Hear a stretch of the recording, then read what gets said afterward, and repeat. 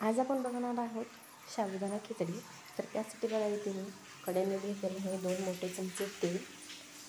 तेल छान गरम झालं की घालायचे 2-3 मी इथे मिरच्या घेतल्यात हिरव्या बारीक कट करून. तुम्हाला जर तिखट कमी हवं असेल तर कमीसुद्धा करू शकता. पण खिचडी काय अशी झणझणीतच छान लागते खायला. कारण उपवासाच्या दिवशी कसं काय असं तिखट खावं वाटतं ना काहीतरी, म्हणून इथे मी साबुदाणा खिचडी आज झणझणीतची तिखट बनवणार आहे. तर बघा मिरच्या टाकायच्या, छान भाजून घ्यायच्या. एक मीडियम साईजचा बटाटा घेतला आहे, साल काढून असं बारीक कट करून घ्यायचा. स्वच्छ धुवून आपल्याला घालायचं याच्यामध्ये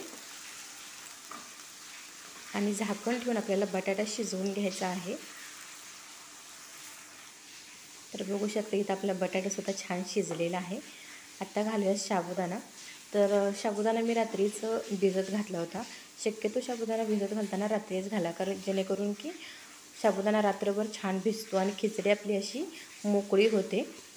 आता तुम्ही म्हणाल की 2-3 तासात साबुदाणा भिजतो, पण काय होतं जेव्हा आपण रात्रभर साबू भिजत ठेवतो ना, तर तो खूप असा रात्रभर भिजल्यामुळे छान मोकळा होतो.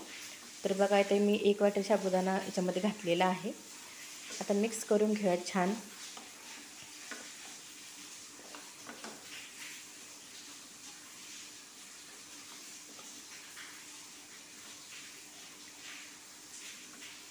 साबुदाणा मिक्स करून झाल्यानंतर घालायचे चवीनुसार मीठ.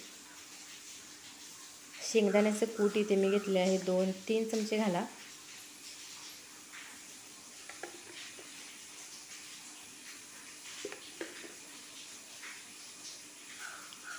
कूट मीठ घालून झाल्यानंतर मिक्स करून घेते छान.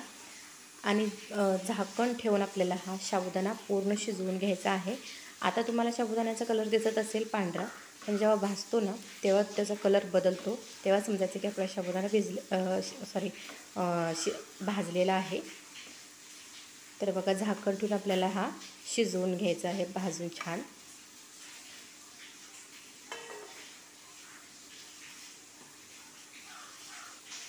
तर बघू शकता रेडी आहे मस्त आपला मस्त आहे आपली साबुदाण्याची खिचडी. आवडल्यास लाईक करा आणि चॅनलला सबस्क्राईब करा.